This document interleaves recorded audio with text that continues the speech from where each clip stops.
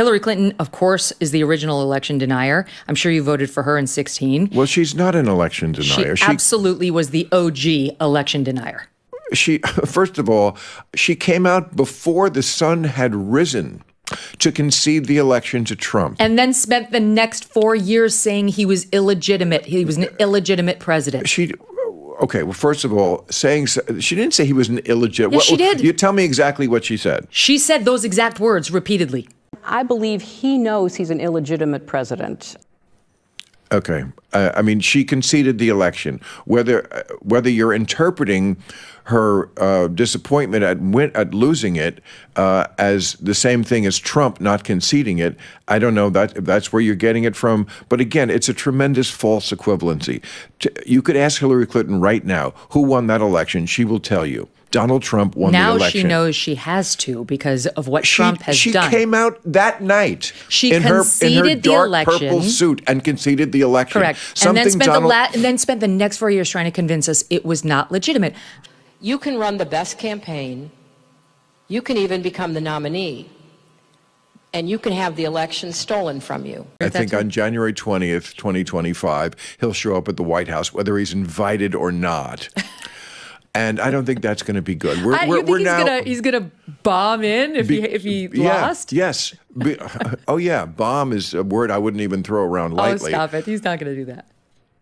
Right. Like there was never an attack on the Capitol, Megyn. Oh, I hear you. But he's not going to show up at the inauguration. Like they didn't show up at the Capitol and break windows and knock down doors and kill cops and chase. They didn't do that. And they didn't break windows, knock down. They didn't kill cops. They, of course, did. No, they didn't. Who did? They died of natural causes that day? Capitol Police Officer Brian Sicknick, the medical examiner, has determined that he suffered 2 strokes and died of natural causes. Yeah, nobody died that day. Cops? No, not true. Who? Okay. Who? Oh, I don't remember the names. They didn't. There was Brian Sicknick, who died later after the fact.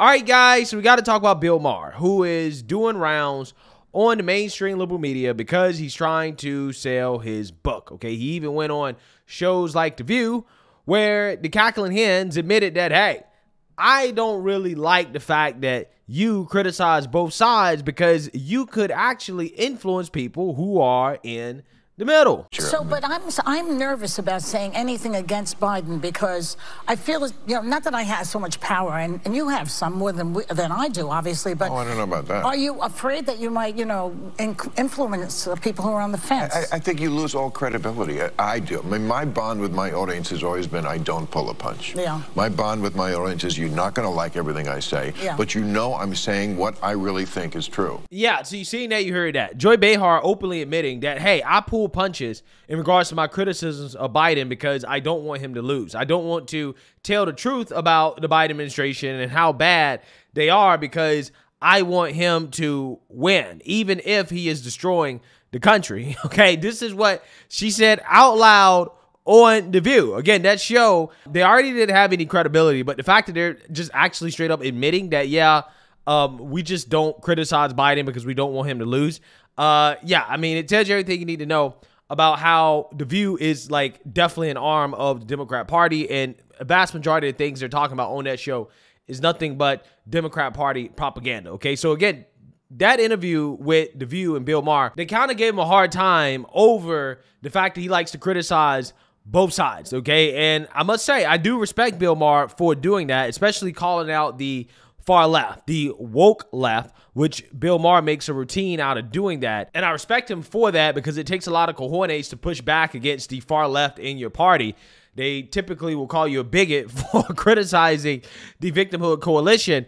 But one thing I don't like about Bill Maher is the fact that he is severely Trump deranged, okay? He has created this false equivalency between the woke far left and the Trump-supporting right, whom he has deemed as far right and extreme. And that's why I think that Bill Maher loses me a lot, because it's like, no, MAGA, the majority of the Republican Party, the majority of the Republican base, they're not extremists, right? We are not extremists, okay? The real far right, the true far right, they're not allowed on the internet, okay? And they've essentially been shunned from the Republican Party. But for whatever reason, okay, they tried to associate MAGA with the far right, with extremism, when there's nothing really that extreme about MAGA. MAGA is just common sense, okay? And in this country, common sense is not too common, right? So a lot of individuals, when it comes to Trump, they tend to lose all of their common sense and their ability to critically think. And Bill Maher is one of these characters that I would throw in that bucket. So with that being said, Bill Maher doing his rounds on the media, including right-wing media, conservative media, Fox News, Megyn Kelly, you guys saw at the beginning of the video. And he's going to get checked on his Trump derangement here from Greg Gutfeld. And I want to react to this conversation because it is a fascinating conversation. And we rarely get to see two heavyweight comedians from the left and the right go at each other and to discuss the issues. So that's why I find this conversation to be really fascinating. So without further ado, let's get into it. Welcome to the show, Bill. Thank you. So far, so fun? I have a few quibs. Okay, go for it. Quib away, Mr. Quib. Well, I mean, I agree that it's great that we're talking. I agree that we agree on some things. We're not exactly aligned on the most important things, which is basically Trump is someone who does not concede elections. That's the most important thing. Yeah. You don't seem to see it that way. That's the most important thing that's going on in this country. He didn't concede the last election. He's not going to concede this election. You don't know that. You don't see into the future, Bill. I don't see your crystal ball. Yeah, I did, because I was the only one who was talking about that way back when, and everybody said, oh, you smoke too much pot. Turned out I smoked just the right amount of pot. There's no right amount. But can you really picture this guy going, you know what, I lost, that's it. He did, he left.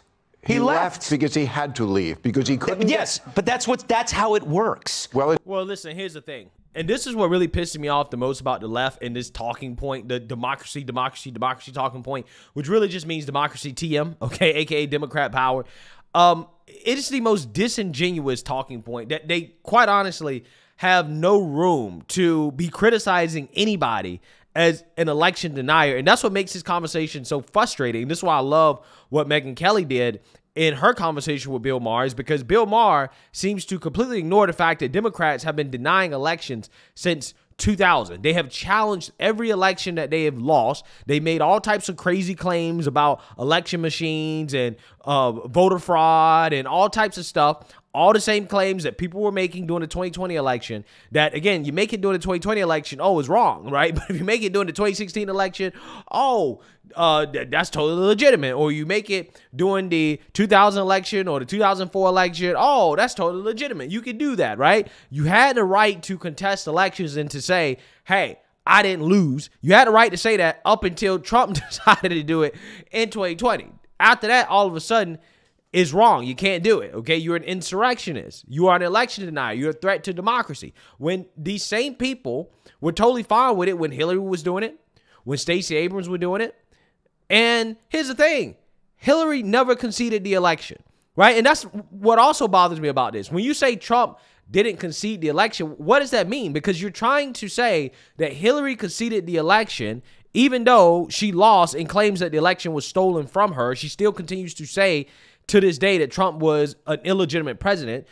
Trump, who's not in office, who decided to leave office, he says, hey, the election was stolen from me and that it wasn't fair. Basically, same claims that Hillary's making. But you're saying Trump didn't concede, but Hillary did. Although Trump is not in office, right? He willingly stepped down because Trump didn't have to step down. Trump could have said, no, I believe that I won. I'm going to stay in office. You're going to have to kill me. That's what he could have did. And if he was a real dictator, okay, if he was a real threat to democracy, that's what he would have did. The fact that Trump didn't do that tells you everything you need to know about what he's willing to do and what he's not willing to do. And I'm not saying that as a bad thing. I'm saying that as a good thing in the sense that, yeah, he's not willing to just stay in office no matter what forever, even if he feels like the election was stolen from him. But again, if Hillary was president and Hillary lost the election and said, hey, I don't believe I actually lost, but she decided to step down, what would be the difference? Again, they would say, well, Hillary conceded. But again, effectively, when Trump stepped down, he basically says, hey, you know, I'm not president anymore. He gave up the position to Joe Biden, but because he didn't get on his knees and grovel and say, oh, Joe Biden's the rightful president, and I'm so happy he's taking over, and America's going to have a bright future with Joe, right? Just because he didn't say that, these people try to say, well, he didn't concede. Okay, well, if he didn't concede, then Hillary didn't concede. Stacey Abrams didn't concede. And all the other elections that Democrats lost, they didn't concede those either. But Bill Maher knows this. He's been told this to his face, that it is hypocrisy when the Democrats boo-hoo, whine, and cry about election denialism when they deny elections. He just can't acknowledge that it's the same thing, because if he does, then it takes away his biggest talking point when it comes to supporting his Trump derangement, because without that, he doesn't have a reason not to support Trump, right? And even still, when you look at the American people and how they view the issue, when it comes to democracy, is basically even, right? It's a wash. And that's despite all of the propaganda from the mainstream liberal media about Trump being a threat to democracy, that even the American people aren't stupid enough to fall for this propaganda from the media when it comes to election denialism. What do you think? He's going to, like, board up the White House? Pull a straw dogs with Dustin Hoffman? Well, last time he thought the other Republicans would back him up. When he called that guy in Georgia and said, I need 11,000 votes, I want you to find him. He said find. He didn't say create. He said find. Well, that's the same thing. No, it's not. You don't say on an Easter egg hunt, I want you to create some Easter eggs. Boys, we have a show here. All right, Dr. Drew. Okay. Boys. My favorite show of television. Well, again, when you talk about the whole Georgia thing, again, context matters. What is the context of the whole phone call? Well, he was basically asking for a recount. Okay, I need a recount, and this is how many votes I need in order to win, right? I'm only down by so much. Okay, it's only a little bit. We need a recount. That is the context of what he was asking for. He wasn't asking the Georgia Secretary of State to create votes, right? To create fake ballots, right? For Trump. That's not what he was doing, okay? I mean, again, it's kind of, they're trying to take what Trump is saying out of context to try to make it seem like he's saying something that he's not saying. He did not ask them to cheat in the election on behalf of him. That's not what he asked. He asked them to recount, okay? Hey, I'm only down by a little bit. We need a recount. That's essentially what he was saying. But again, they're trying to make that a crime. Ever to do was politically incorrect. Which you stole. This is exactly what it looked like, except the difference was politically incorrect was purposely mixing people with different viewpoints. Which is what we're doing. Tonight. Yes. This is why it doesn't work. Yeah. I'm kidding. No. So, Dr. Drew. Yes, sir. You're really good at diagnosing mental illness. Okay. What is Bill's problem? He has severe Trump derangement. That's his problem. That's the problem. In fact, again, that issue is one of the biggest issues with the left, okay? We really do need to study Trump derangement, and we need to put some individuals on some couches, and they need to talk to some people about why they hate Trump so much, because it causes them to make irrational decisions about who to vote for and who to lead this country, okay? So it's a big problem. Wow. I feel like Tom Brady. No, let me. It does feel personal about Trump with Bill. It's not. It feels that way. No, I don't think so. Personal. No. It's just a difference of opinion. He did sue me. View. Did he sue you? Of course. I didn't know that. Really? No. You're in news? Yes. I don't follow everything in your life, Bill. Right. Well, that was kind of... Yes, he sued me because I said he possibly was the son of an orangutan. Oh. Because we showed the picture, he looks exactly like the hair color. It looks exactly like an orangutan. You know what's interesting as far as it pertains to Orange? He has always been the stand-up politician, right? But now he's sort of heading towards Carrot Top. Some of that stuff he's doing at the podium with the Tic Tacs and everything. He's really becoming a comedian at the podium. Well, he's you know what? He realizes that he's winning. I think that's bothering you, Bill. Well, it is bothering me because, again, he's an insurrectionist who doesn't believe in democracy, so of course it's bothering me. And of course he's also insane and a criminal and stupid. Except for that, Bill? But I gotta say, that, I'll vote for him. Like, what works for him, like when that clip you just showed, I mean, look, he's almost the same age as Biden, but Biden presents as old. Yeah. Ancient. Yeah. That does not look old. No, it doesn't. Yeah, I mean, Trump is full of energy, okay? I mean, he is still there mentally, and he's moving around a lot. He's doing a lot of work, again, for somebody in his late 70s. He's running circles around Democrats and Biden. And the choice is clear when it comes to the physical and mental ability to lead a country. Trump is head over heels better than Joe Biden. But again, it seems as if Bill Maher would rather have an empty suit, individual like Joe Biden, who should be in a nursing home to be president of the United States and to be running things and making decisions, rather than to have Trump making decisions. And again, it's funny because for as much as Bill Maher rails against the woke left, who do he think is controlling Biden? Biden's handlers are all woke leftists. Okay, this is why his administration is so progressive, because Biden's not running anything. Biden is what we used to call a blue dog Democrat, right? That's his actual upbringing. Okay, he used to be more towards the center. Okay, this progressive version of Joe Biden is not Joe. Okay, this is a creation of the progressive Democrats and his handlers in his administration. So again, this is what Bill Maher is voting for. When you go out and you vote for Joe Biden, you vote for progressives. And he rails against wokeness and progressives while at the same time voting for it, not just at the federal level, but at the state level. This guy loves Gavin Newsom, who's the most progressive governor in the country. But again, he rails against the woke left, but he'll go out there and vote for him, though. Again, this is the problem. This is the problem. He does not present as old. Yeah. I mean, he's like Kiss. He puts on the wig and the face paint, and it's 1976 all over again. Those were the days. Dana, let's bring you in here. As the other orange one. Yes. That really is bright. I'm just thinking about Tang. I love Tang. If we can sit here and have a conversation, why can't other Americans I think do the same? most Americans are. Yeah. I think a lot of this is actually online, and that it is people thinking that America is so polarized, when in your daily life, if you get offline and you see people in the grocery store, there's a smile, you share a smile. Like, I know that there are people that would never, maybe at a school board meeting, right? Those get contentious, and you could feel like nobody agrees with me, and I hear that a lot, but I look around, I'm like, actually, I don't think people are that much at each other's throats. We in the media tend to exacerbate that. One of the things that Bill had over the weekend on his show was Nellie Bowles. Yeah. She is a co-founder of the Free Press, independent media. They're doing some great work over there. Yeah. And she was also selling a book. In her book, she writes about her politics, she believes, is a lot like other people's, which is not so much doctrine, but exhaustion. And that people are just looking for some good common sense, Let's which is plug what my you're trying book. to talk about here. We are plugging Can your you book. just calm down, Bill? We will get you back. But I don't think people are Now I asking. understand all the rumors about you are true. I don't know what that means. Like, we are polarized. I don't think we can deny that. The point is that we can also be friends. That's Yeah. it. We can't. Well, see, here's the problem with that, Bill.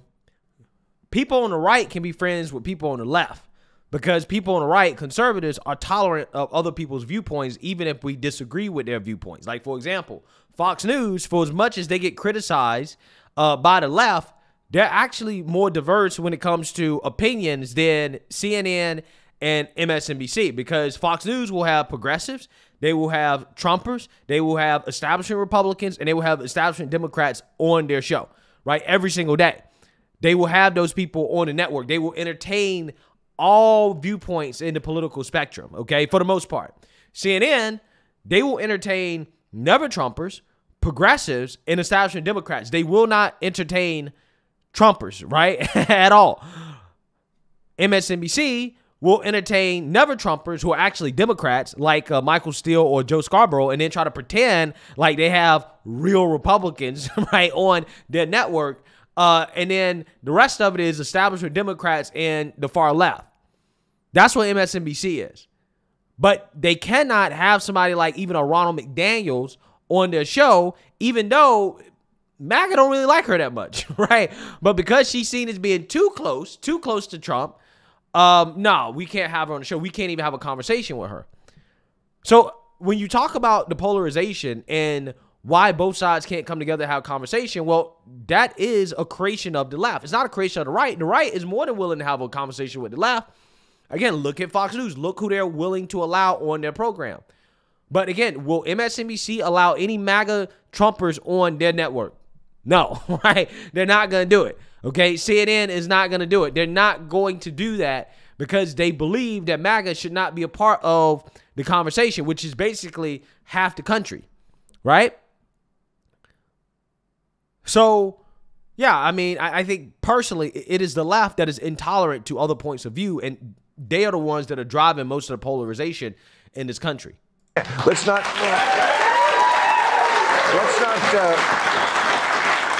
not pretend that these disagreements are not profound. Let's just say, okay, they are profound, but you know what? There's 90 other things we could talk about which we wouldn't disagree on. And I can't hate you. I've said it a million times. You can hate Trump. You can't hate all the people who like him. It's half the country. Yeah. And I am certainly not blind to Donald Trump's faults. I get it, why people choose to vote for him.